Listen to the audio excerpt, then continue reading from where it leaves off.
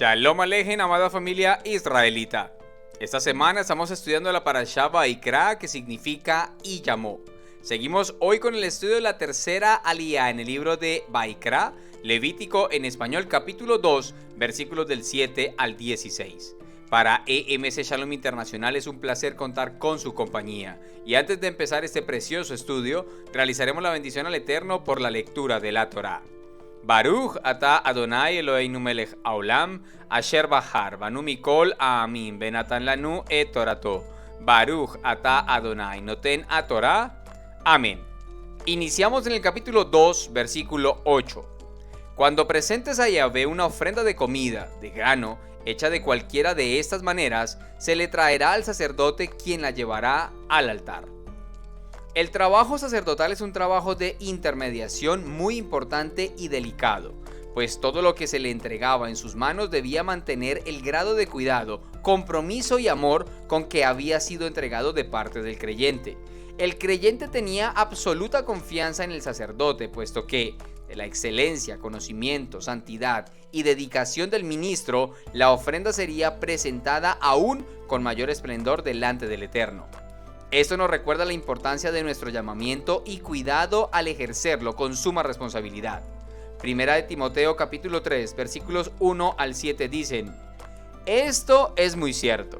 Si alguien aspira al cargo de supervisor, desea una buena obra. Ahora bien, es necesario que el supervisor sea irreprensible, esposo de una sola mujer, sobrio, prudente, decoroso, hospitalario, apto para enseñar, no dado al vino, no violento, sino amable, no contencioso ni amante del dinero, que gobierne bien su casa y tenga a sus hijos en sujeción con toda dignidad.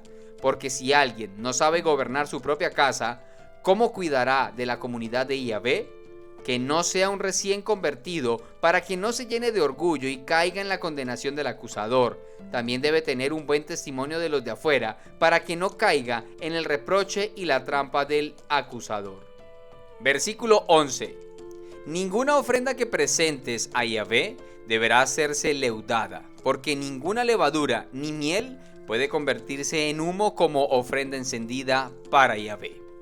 Según Rashi, cualquier cosa dulce de un fruto es llamada devash, del Strong número 1706, que significa miel o jarabe.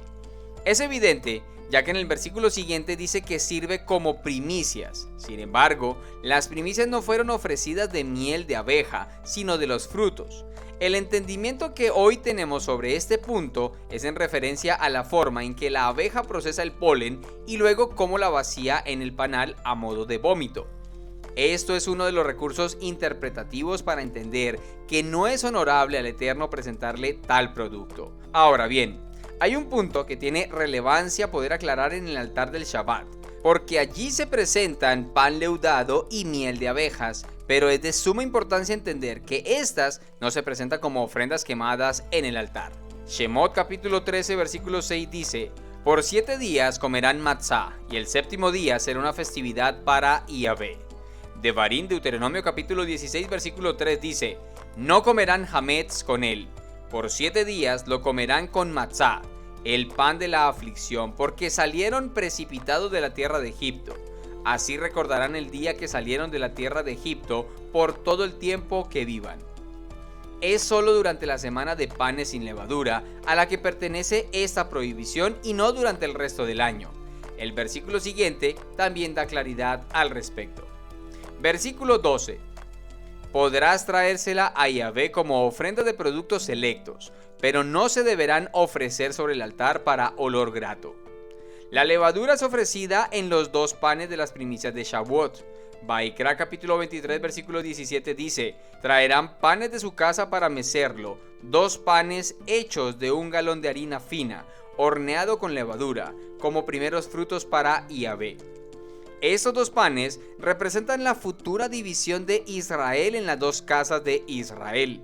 En Maasé, en Hechos capítulo 2, vemos un remanente de israelitas de ambas casas morando de diversos lugares, prefigurados por las 2 hogazas de pan que representan a las 2 casas de Israel, que se convierten en una sola ofrenda unida en las primicias de trigo, mediante su llenura del Ruach HaKodesh como sello de su fe. La levadura en las dos hogazas prefiguraba el hecho de que, aunque redimidos por la preciosa sangre pascual de Yeshua, los dos panes o dos casas de Israel todavía contienen grandes cantidades de levadura. En ambas casas o ambas hogazas, solo un remanente creyente, como se ve en Romanos capítulo 11, versículo 5, llegaría a ser la nueva masa sin levadura del Israel del nuevo pacto en la mano de Yeshua, como está escrito en Yehezkel, Ezequiel capítulo 37. Estos son los mismos panes que proféticamente mecemos Shabbat tras Shabbat, mientras la gloriosa venida de nuestro Adón Yeshua nos reúne para siempre.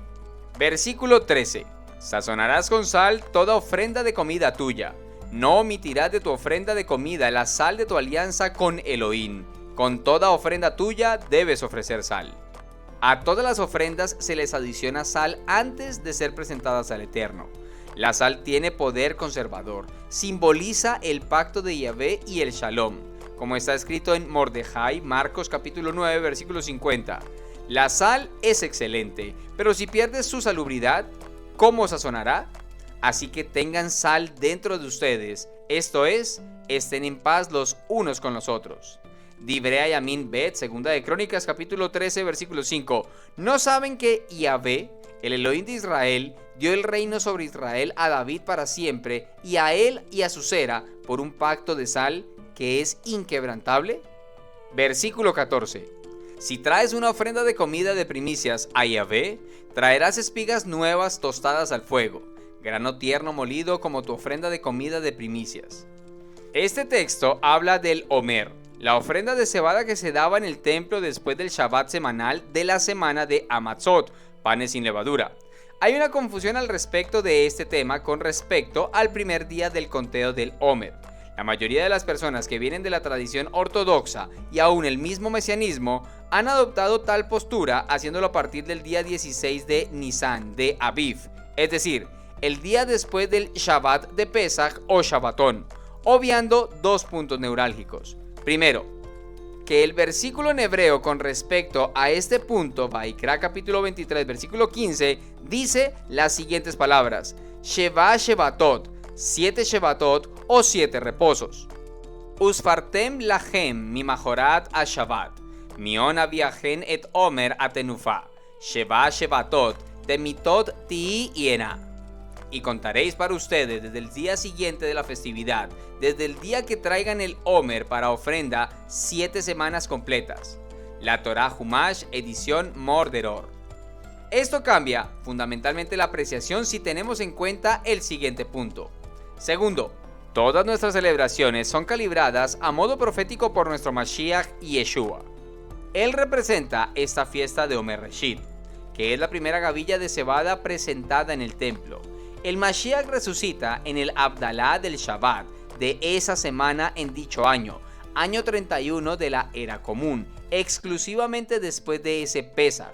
Por lo tanto, el conteo del Omer inicia el siguiente primer día de la semana, domingo, y 50 días después, en el primer día de la semana, domingo, celebramos Shavuot. Esta ofrenda simboliza la resurrección del Mesías.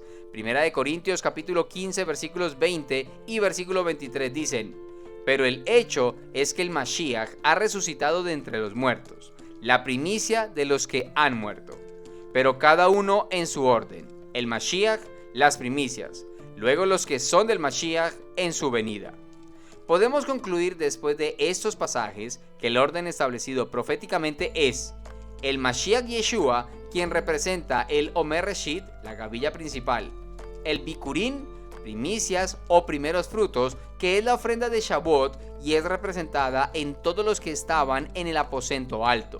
Hechos capítulo 1 versículos 12 al 14 dicen: entonces volvieron a Jerusalén desde el monte llamado de los Olivos, que está cerca de Jerusalén, camino de un Shabbat. Y cuando entraron, subieron al piso superior donde se alojaban.